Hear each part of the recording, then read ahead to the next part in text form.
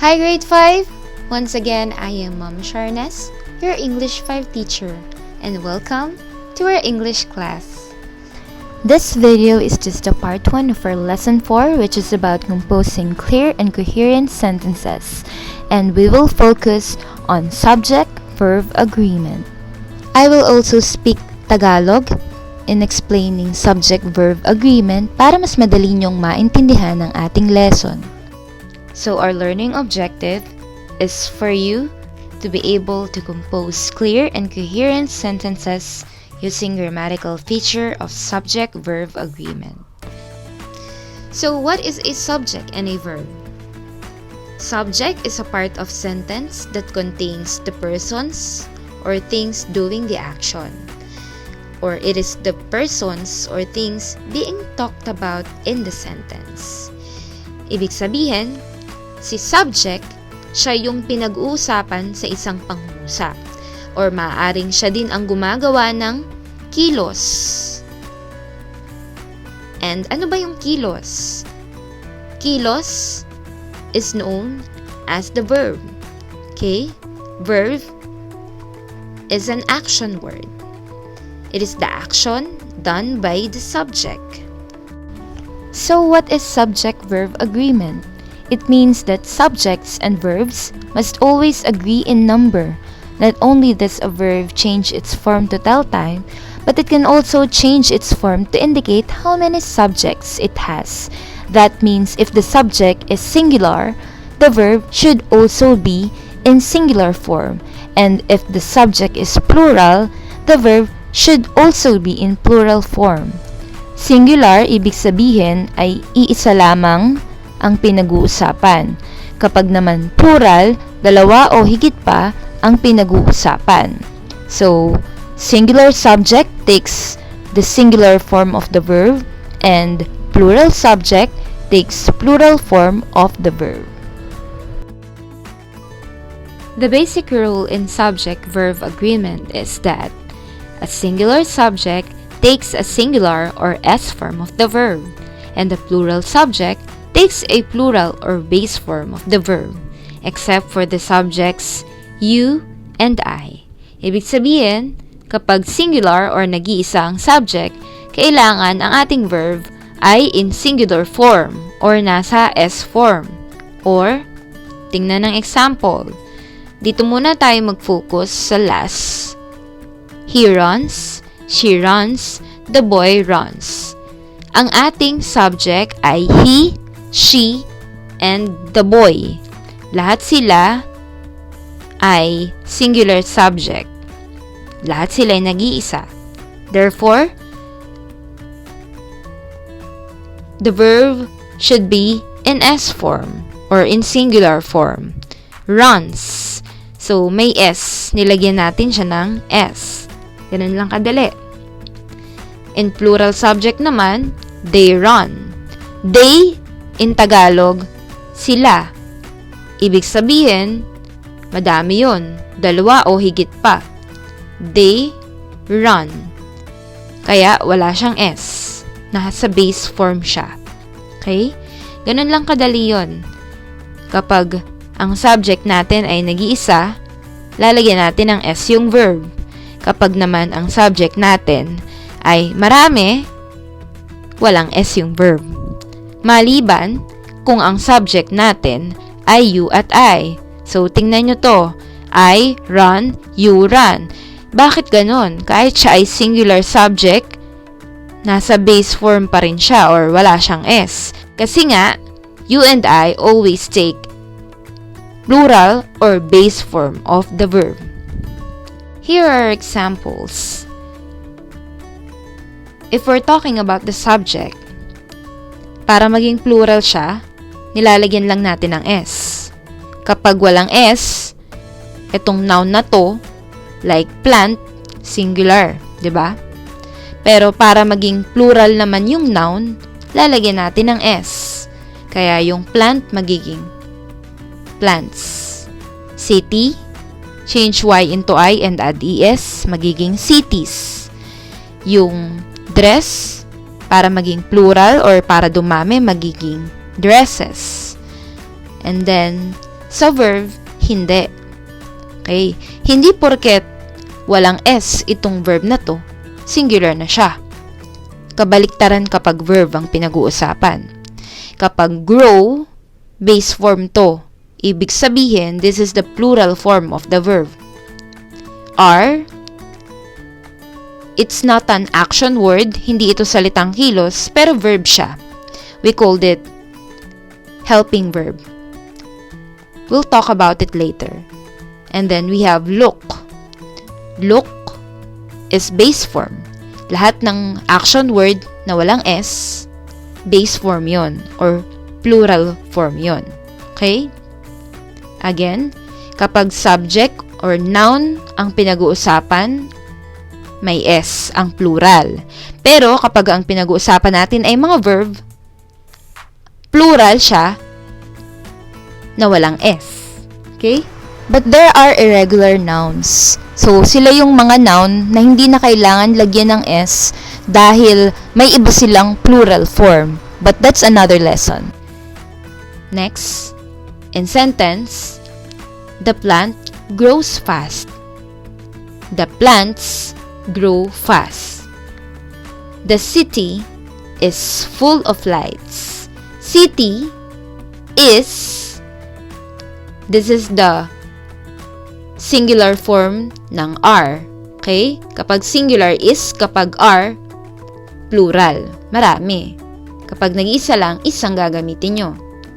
The cities are full of lights. O ito, cities, plural. Marami yan. Are ang gagamitin nyo. Next, her dress looks gorgeous. Her dresses look gorgeous. See the difference, kids? But if our subject is you and I cook for our dinner. You are already late. See? Singular siya. Pero, lagi siyang nasa plural form. Yun yung exemption sa rule. Next, let's talk about the helping verbs or auxiliary verbs. They are also verb, but they are not action word. Tanggalin natin tong si, do, at dasa. Okay, focus tayo dito. Am, is, are, was, were. Am at is, ginagamit natin for singular subject. Are, ginagamit for plural subject. Was, ginagamit for singular past tense na subject. And were, ginagamit for plural past tense subject. Have, ginagamit natin para sa plural, and has, ginagamit natin para sa singular subject. Her daughters don't eat vegetables. So, ito naman, do para sa plural subject. And then, does, kita nyo, may es form. Does para sa singular subject. Her daughter doesn't eat vegetables. Ang subject natin, her daughters. This is plural, kaya we use don't. Her daughter, this is singular subject, we use does. She was hiding behind the curtain. They were hiding behind the curtain. Kate has been collecting stickers. Kate and Mary have been collecting stickers. How many subjects do we have in this? Kate and Mary. Ilan si Kate at si Mary? Obviously, dalawa sila. So, we have plural subject. That's why we use the helping verb have. Next, let's talk about the modal verbs. They are also helping verb, kids. Pero, may exemption. Exemption din sila sa rule na binanggit ko kanina. Okay? So, modal verbs are may or might, could, will, must, should. Kapag ginamit natin ito, never natin lalagyan ng S form. Lagi silang nasa base form of the verb. Okay? Ito yung mga examples. Ginamit natin sila sa pangungusap, pero lagi silang nasa base form of the verb. Okay? My cousins might come. not my cousin might comes. Kahit na singular si cousin mo, nag-iisa lang siya, yung pinsan mo, nag-iisa lang, kapag may modal, come pa rin siya. They could deliver your order on time. He could deliver, not he could delivers. Those children will succeed. That child will succeed, not will succeeds. People must wear masks. Jacob must wear. We should follow. He should follow. Okay? Tandaan mabuti, ang mga modal verbs ay never na gumagamit ng S form. We have may or might, could, will, must, and should. Now, let's talk about the 13 rules of subject-verb agreement. It's really complicated, so listen carefully, kids. Rule number 1. 2 or more subjects joined by and are considered plural and it takes plural or base form of the verb without an S. Example, Jan, John, and Bob walked to the store. The subject is Jan, John, and Bob. Gumamit tayo ng and para pagsama-samahin silang tatlo. Therefore, we have plural subject since they are 3. And then, our verb is base form, walk. This is the base form of the verb. Walang S kasi nga marami sila. Bob and his brothers walked to the store. Gumamit ulit tayo ng and para pagsamahin si Bob at ang kanyang mga brothers. So, again, we use the base form of the verb, walk. Rule number 2. If the subject is modified by words, each or every, the subject is singular and it takes singular or S form of the verb. Kasi kapag sinabi nating each, ang bawat isa, di ba?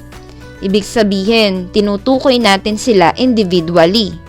Ganon din sa word na every. So, here are the examples. Each boy and girl plays at the park. Every child is special because we use the word each and every, which tells us that the subject is singular. Rule number 3. If the subjects are joined by or, nor, or but, the verb must only agree with the subject that is closest to it.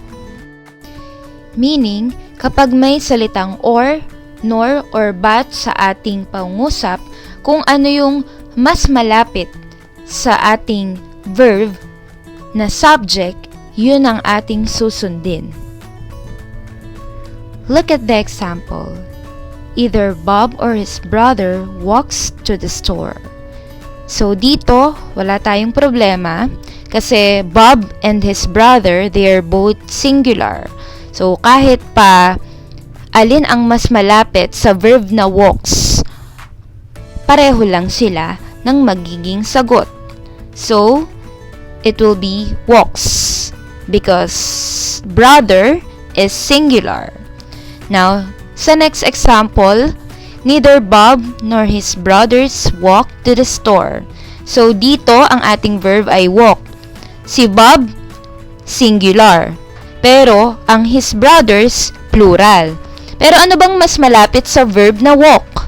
Si Bob or his brothers? Ang mas malapit ay his brothers. Kaya, ito ay base form lamang or walang S. Kasi nga, mas malapit yung his brothers, which is plural. Okay? So, ayan. Next example naman, we have not Bob but his brothers walked to the store. Our verb is walk. Anong mas malapit na subject sa word na walk? Bob or brothers? Okay, ang mas malapit ulit ay his brothers. That is why we use the base form or the plural form of the verb. Last example, not Bob but his brother walks to the store. The closest is the word his brother. His brother, this time, nag-iisa lang, so we use the S form of the verb or the singular form of the verb, walks. Rule number 4, indefinite pronouns. Indefinite pronouns are usually singular and take singular or S form of the verb. Indefinite pronouns are everybody, nobody, anybody, someone, no one, anyone, everything, anything, and etc. So, example, grade 5, we have everything happens for a reason. So, ang sabi sa rule number 4, si indefinite pronoun, usually, singular or S form ng verb ang ginagamit natin. So, pag nakakita kayo ng mga word na everybody, nobody, anybody, someone, no one, anyone, everything, anything, usually singular subject sila. Kaya, ang gagamitin natin ay S form or singular form ng verb. Everything happens for a reason. Everybody is busy doing their jobs.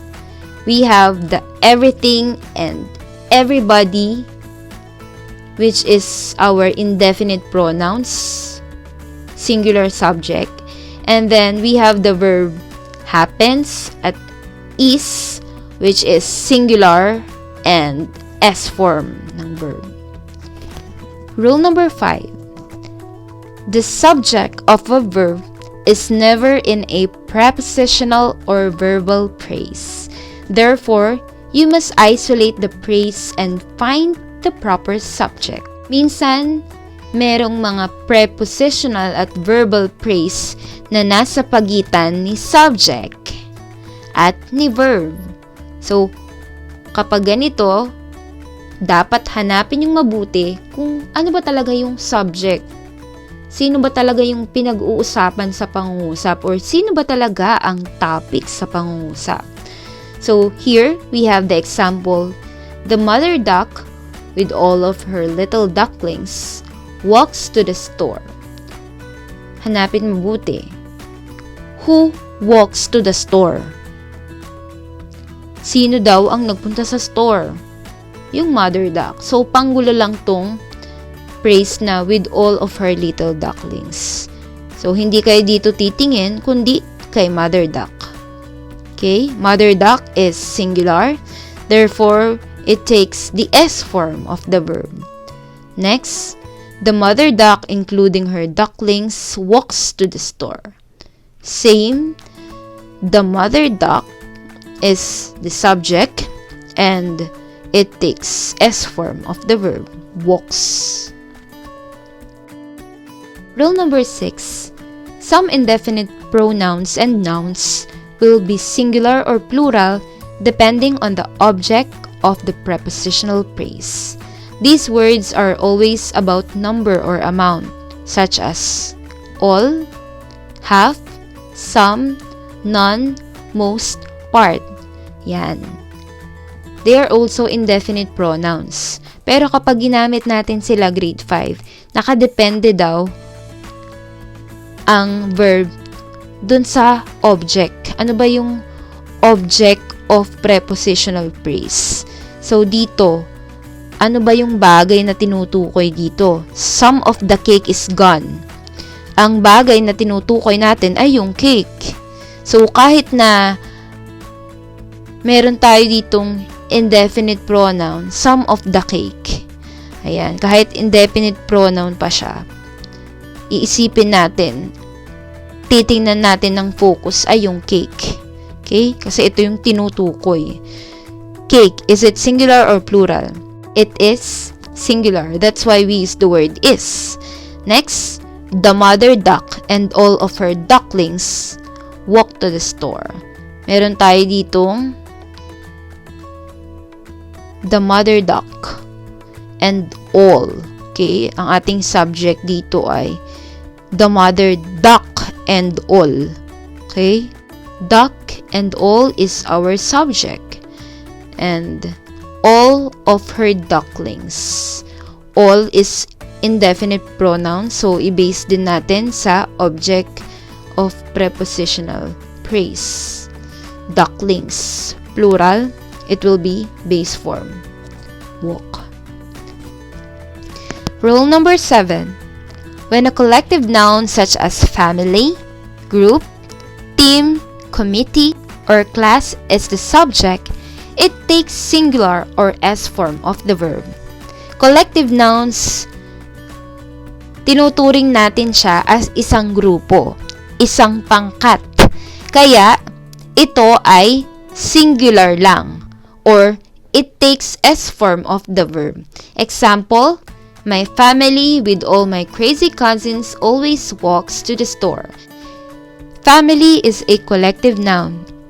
Siya ay pangkat or grupo, di ba? Kahit pa maraming member dun sa family, we are considering it as one. Kasi isa siyang family. So, my family is singular, therefore, may S yung ating verb. Rule number 8. A few nouns such as economics, mumps, measles, or news end in S, but are considered singular. You can tell these S words are singular because if you take the S away, the word will be incomplete. May mga word, grade 5, na talagang may S siya. Hindi porket kasi may S na yung dulo ng salita, plural na agad yun. May mga word na talagang may S lang. Okay? Paano natin malalaman kung singular lang yung word na yun kahit may S? Pag tinanggal natin yung S niya sa dulo, nagiging kulang na yung word. Kagaya nito, economics. This is singular. Pag tinanggal natin yung S, magiging economic. Wala namang ganon. Yung news or yung balita, talagang may S sa dulo yan. Pag tinanggal natin, magiging new. Hindi na balita ang meaning nun. Ibang salita na yon, new. Kulang. So, kailangan tingnan natin mabuti kung talagang plural ba siya or singular. Example, economics is her favorite subject. Economics, even though it has S, it is singular. Okay? Singular talaga dahil may S talaga siya dyan. Rule number 9. When the subject is a unit of measurement of time, distance, money, weight, and so on, the unit is considered singular and take singular or S form of the verb. Kapag ang ipinag-uusapan natin grade 5 ay mga bilang, okay? Mga bilang ng sukat, it takes singular or S form of the verb. Example, 10 pounds of chocolate. Example, 10 pounds of chocolate is too much to eat at once. Kahit masya 10 pounds, okay? Isang chocolate pa din ang pinag-uusapan natin. Kaya ang ating ginamit ay is 13 feet of kite string tangles very easily. Singular pa rin yan kahit na 13 feet yan, okay? Next, rule number 10. In a question or in a sentence that begins with there or here, the verb will often come before the subject. Yan. Minsan, nauuna ang verb bago yung subject niya. Kapag ginamit daw natin ang here and there, or even the word where. Okay? Ang subject niya, wala dito sa unahan. Wala na namang word dito. So, ito yung subject niya. Kahit pa usually, ang subject natin nasa unahan. Minsan, pwedeng pagbaliktarin yan. Ibang lesson na yan, grade 5. Okay? Dito muna tayo focus. So, ano ba yung pinag-uusapan dito? Sweater. So, ito yung subject. Ilan yung sweater? Isa. Is ang gagamitin. Sweaters. Plural. Marami. Are ang gagamitin. Rule number 11. The verb must agree only with the subject. Regardless of other nouns, we should only focus on the subject. Okay? The biggest problem we face is all the projects that we fail to finish on time. Sentence sometimes can be crucial because there are so many words or phrases that we're looking into. Pero, hanapin lang natin yung pinakang subject. And here, the subject is the problem.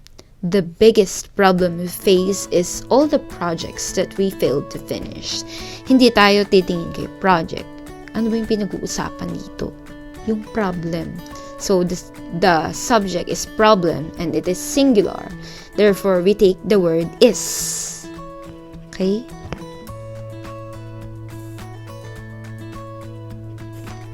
Rule number 12.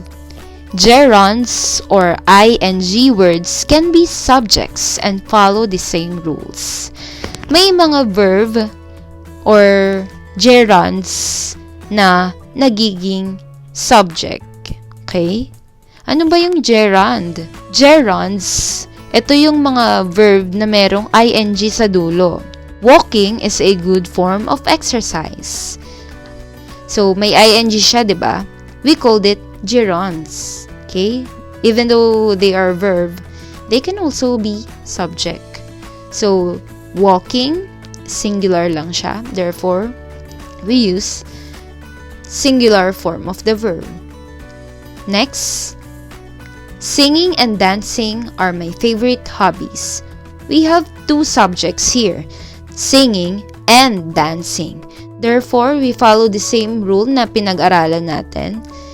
Singing and dancing, dalawa. So, we take plural form of the verb are. Last but not the least, rule number 13.